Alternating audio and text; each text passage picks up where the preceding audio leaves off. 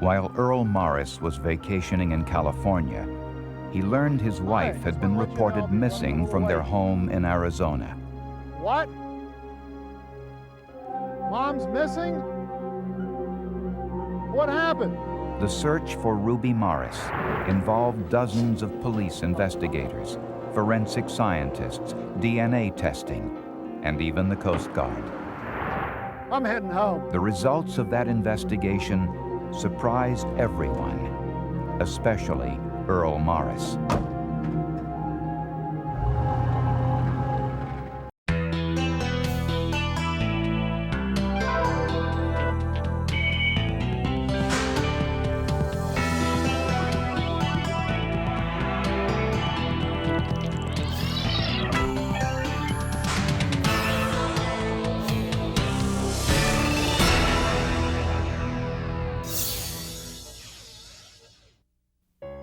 Ruby and Earl Morris were partners in both business and in marriage.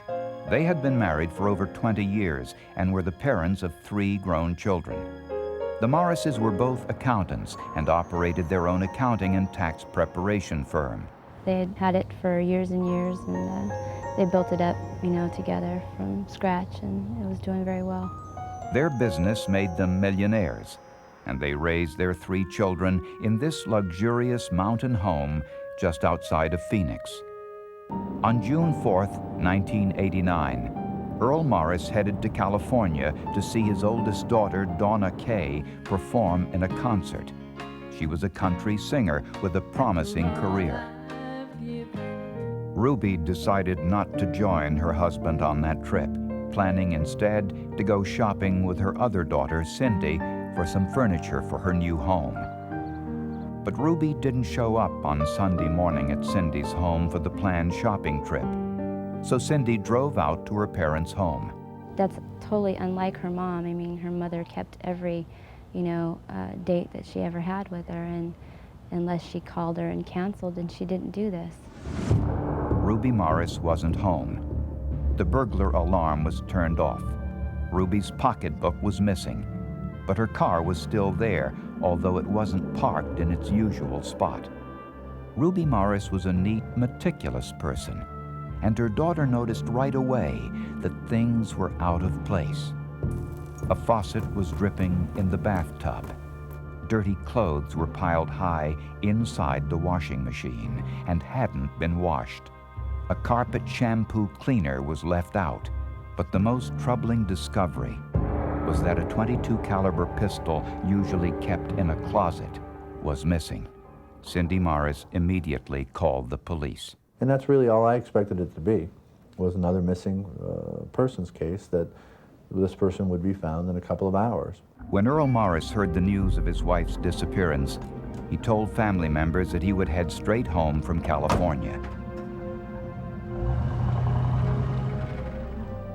If Cindy Morris was right, and something happened to her mother, investigators hoped to find some clues to her whereabouts inside the Morris home. It took Earl Morris longer than anticipated to drive home from California, but when he arrived, the police were anxious to speak with him. So have you ever had any fights? Earl Morris told police that their relationship was basically a good one with occasional arguments, but nothing out of the ordinary. She ever done anything at all like this before? I mean, left and just... Yeah, she's done it before, but she usually calls, or gets mad or something.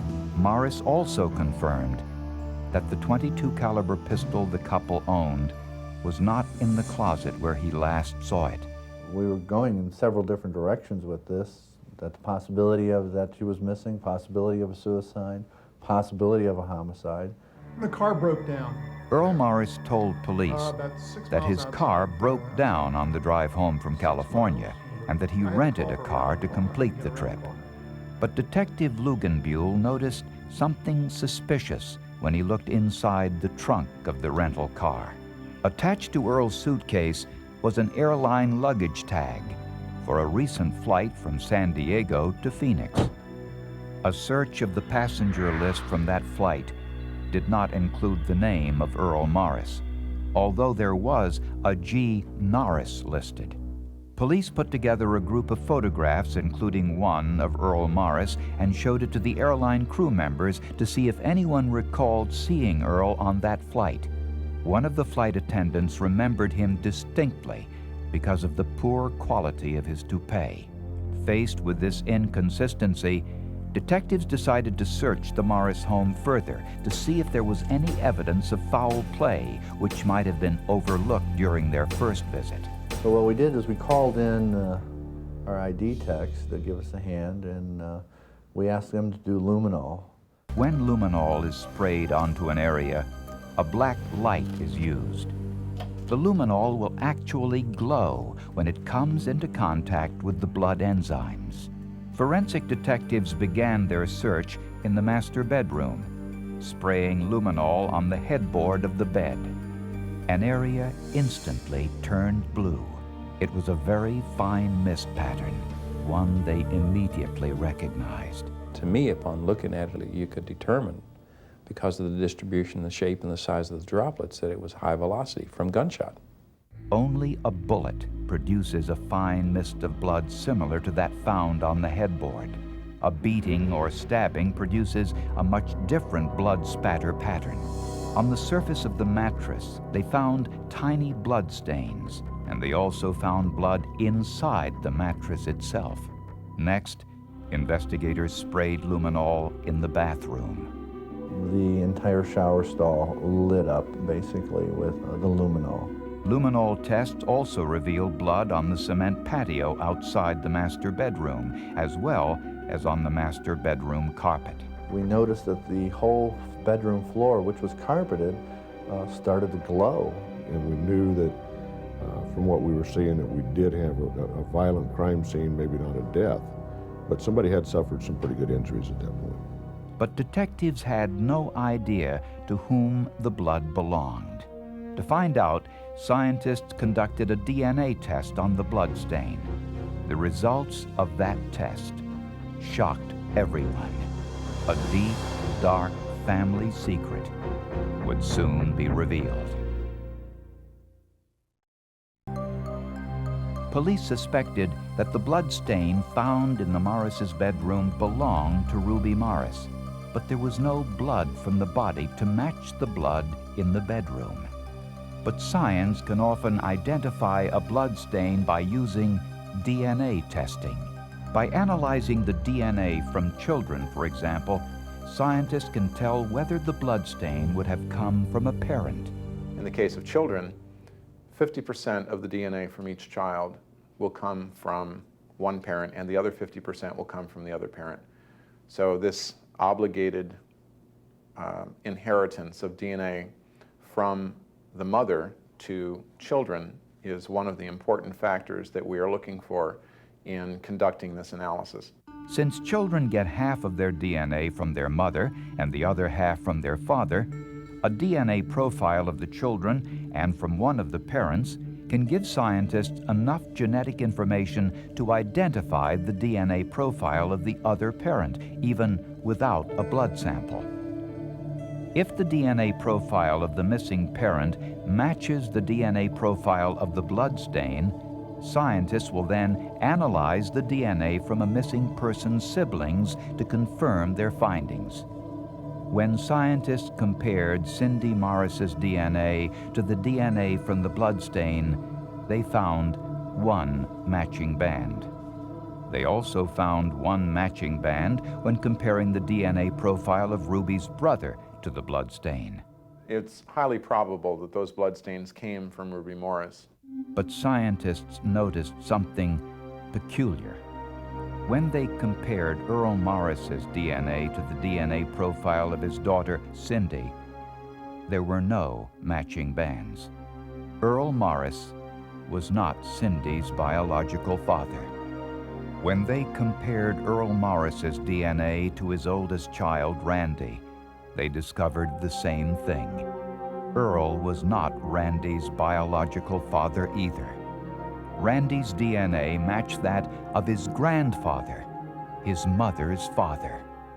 When law enforcement authorities in Tennessee learned of these DNA results, Ruby's father was charged with incest. According to the DNA tests, Ruby's father had sex with her when she was just 15 years old. Well, we had a surprise. And we felt that perhaps the family would be surprised by it, and that Earl Morris himself was surprised by it. The Morris children had another family secret to reveal. They admitted that their mother had been depressed recently since she learned her husband Earl was having an affair with her sister, Peggy. In fact, Ruby and her daughter, Cindy, once caught the two together at the Phoenix airport when Peggy secretly flew to Phoenix to meet with Earl. Ruby confronted Earl about the affair, but he reportedly refused to end it. Also looking at Peggy, the sister. She had motive and opportunity to be involved in this too. She lived in Louisiana at the time, but we discovered that she had a planned vacation going to San Diego that weekend. We discovered phone calls that Earl had made to her. Peggy admitted to police that she had planned to meet Earl in San Diego shortly after Ruby disappeared, but missed her flight. But police knew Earl had been in San Diego, not only because of the baggage claim tag on his suitcase, but they also found his car in the airport parking lot. The car appeared to be clean. But when luminol was applied to the inside of the vehicle, the floor of the passenger side revealed a huge blood stain. So much blood that the individual it came from would almost certainly be dead. A DNA analysis of the blood in the car revealed that it matched the blood stain found in the Morris's bedroom, which scientists concluded belonged to Ruby. We didn't know where the body was. We didn't know if he would transport the body to San Diego. Why would he transport it down there? We had no real clue. The clue was here in a San Diego marina. The Morrises owned a boat which was stored there. Marina employees told police that Earl Morris was at the marina on June 5th and had taken the boat for a ride. When police went to search the boat, they discovered it was missing. The Coast Guard was asked to help locate the missing boat, and they told police about a mysterious fire on a boat about the same size, which burned and sank 13 miles offshore from the San Diego marina. This is actual footage of the fire taken by a television news crew. There were no survivors, no people anywhere in sight. The first thing that was unusual was the way it burned. It burned pretty much from the center out, and normally the fires starting either in the engine room or in the fuel compartment. And it just looked very suspect right from the beginning. So the things that stood out were the fact that there was like a lantern right in the middle of the boat, right on top of the melted fiberglass, which looked like somebody had thrown it there and possibly started a fire. Records indicated that Earl Morris rented a small boat on the morning of June 5th and returned it around 12 noon, about the same time the Coast Guard discovered the burning boat. It was beginning to appear that the body of Ruby Morris was on that burning boat which sank to the bottom of the Pacific Ocean. But prosecutors believed that they still had enough evidence to prove Ruby Morris had been murdered. You start building all of those together, then what you have is Ruby Morris's blood, Ruby Morris's bed, Ruby Morris with a high-velocity gunshot wound that killed her in her bed at her home. Who was there? Earl Morris. Earl Morris was charged with the murder of his wife, Ruby, but the case was far from over. Investigators were in for another big surprise. Earl Morris's defense would be a challenge for forensic science. In 1991, Earl Morris went on trial for the murder of his wife. The prosecution first had to convince the jury that a murder had taken place since there was no body. We had to build the case from scratch. We had to prove a corpus delicti, that in fact a murder had occurred, without the physical evidence for someone to look at. According to the prosecution, Earl Morris entered the master bedroom early on Saturday morning, June 4th.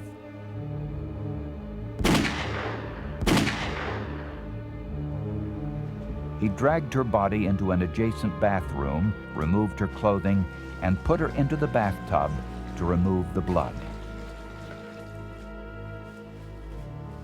He then dressed her body in a jogging suit, covered her head wound with a baseball cap, and carried the body to the garage. Since his car didn't have a trunk, he had no choice but to place the body into the passenger side of the front seat. Earl then cleaned all of the blood from inside the house, from the headboard, the bathtub, the carpets, all later revealed by the luminol. Earl began his journey to San Diego, driving nearly 400 miles with his wife's body in the seat next to him. Blood continued to drip from the head wound, falling to the floor beneath the seat, later discovered by the luminol test. Earl stopped once for gas, and no one noticed that his passenger was dead. When Morris arrived in San Diego, he towed his boat to the launch.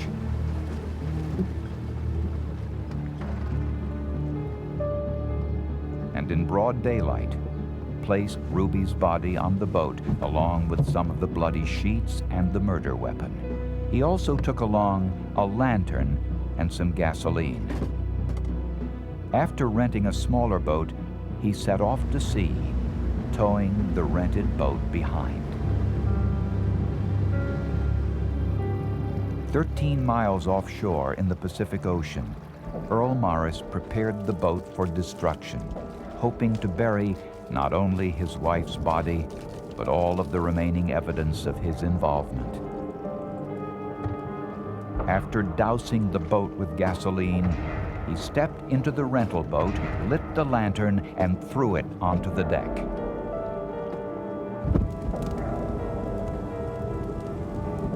He left before being spotted by the Coast Guard. Sometime after Morris left the scene, a news crew captured these pictures while the boat was still on fire, minutes before it sank. Neither Ruby Morris nor the boat was ever recovered. During the trial, Earl Morris delivered a surprising defense. He admitted that his wife was dead and that her body was indeed on the boat that burned and sank. Morris also admitted to setting the fire and sinking the boat. But Earl Morris insisted he did not kill his wife. He said she committed suicide because of guilt and depression, guilt over the fact that her husband wasn't the father of 2 of their children, and depression about Earl's affair with her sister Peggy. My first thoughts were that I would be blamed for Ruby committing suicide. After you had those thoughts, did you make any decisions? Yes, I did. What decisions did you make? To hide the fact with what she'd done. Up until that point in time, we had circumstantial evidence that she was dead. No one to say, I saw Ruby Morris's body. No one to say, I saw Ruby Morris injured. No one to say, I saw the shooting, I heard the shooting. Earl Morris testified that he discovered his wife with a gunshot wound in her left temple and that she used the couple's .22 caliber pistol. He said he found her body after the suicide and feared he would be blamed. So he disposed of the body by sinking the boat. But the forensic evidence proved otherwise. The blood spatter evidence told forensic detectives that Ruby could not have committed suicide. Earl said the gunshot wound was in the left side of her head, but Ruby was right-handed. It would have been impossible for a right-handed individual to shoot herself in the left temple using her right hand, especially with the long-barreled .22 caliber pistol the Morrises owned. But the strongest argument came from the blood spatter evidence on the headboard. The blood patterns revealed 2 layers of spatter, one on top of the other. This told forensic experts that there were 2 shots. One shot could not have caused the distribution of two separate patterns. There were actually two separate patterns going at two different angles that are not, you cannot create that in one shot. And a person committing suicide does not shoot twice to the head. The jury saw Earl Morris's last-minute claim of suicide as just one more lie. He was convicted of murder and sentenced to 25 years to life. He dropped traces of Ruby Morris, and that was Ruby Morris on the floor, that was Ruby Morris in the El Camino, that was Ruby Morris in the bed that was saying, this is what happened. That was our read on it. So Ruby Morris was actually telling us what happened to her. No body, no gun, no confession. The science gave us Ruby Morris and gave us the corpus delicti. If it had not been for the blood in the car and the DNA testing, I wouldn't be sitting here talking to you today. Earl Morris would be a free man.